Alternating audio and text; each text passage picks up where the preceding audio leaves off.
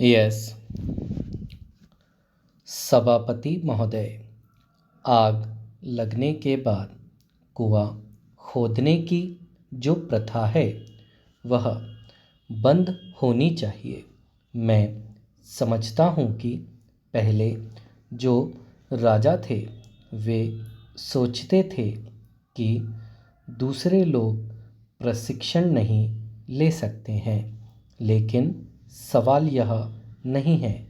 सवाल है देश में नया अनुशासन पैदा करने का तथा नई सेना खड़ी करके हमें प्रशिक्षण देना चाहिए।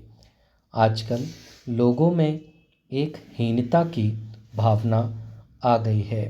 मैं समझता हूँ कि यह प्रशिक्षण इसलिए ज़रूरी है कि लोगों में एक नया बल, एक नया जोश और एक नया अनुशासन पैदा हो। आज भी हम सुनते हैं कि गांव में हरिजनों पर अत्याचार होते हैं। हरिजनों पर जो हमले वहाँ होते हैं उनका मुकाबला वह लोग नहीं कर सकते हैं, क्योंकि उनको राइफल चलाने का ज्ञान नहीं है। आज शांतिपूर्ण हरिजनों पर अत्याचार होते हैं। मैं तो यहाँ तक कहता हूँ कि पुरुषों को ही नहीं, महिलाओं को भी यह प्रशिक्षण मिलना चाहिए। आज हम 20 करोड़ रुपए अपनी रक्षा पर खर्च करते हैं।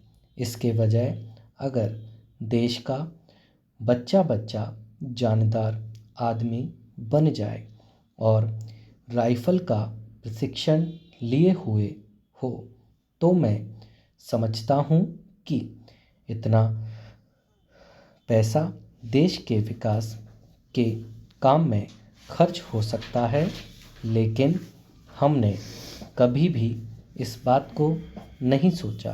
पहले जो इस देश के बड़े बड़े लोग थे उन्होंने अपनी राइफल ले ली, उन्होंने उसको चलाने का प्रशिक्षण ले लिया, यह समझकर कि यह काम किसी खास जाति का है। मेरा विचार यह है कि आज देश के 56 करोड़ लोग अपने अंदर एक नया आत्मविश्वास और नई शक्ति पैदा करें।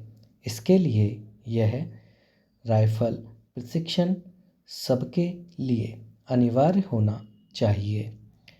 जब यह अनिवार्य होगा तभी लोगों में आत्मविश्वास पैदा होगा और एक नई चेतना पैदा होगी। इससे लोगों में आत्महीनता की भावना मिट जाएगी और वह समझेंगे कि देश की रक्षा करने की ताकत हम में भी है। आज जो हरिजन आदि लोग हैं उनमें एक बात घर कर गई है कि राइफल और बंदूक उनके बस की बात नहीं है, लेकिन यह आत्मरक्षा का सवाल है। यह देश की रक्षा का सवाल है। कमी में बच्चा पनपता है, कठिनाइयों में इंसान पैदा होता है। जब आप जीवन को नई स्थिति में बदलेंगे तब मस्तिष्क बदलेगा। इसलिए मैं कहता हूँ कि देश के लोगों को यह प्रशिक्षण देना होगा। स्टॉप।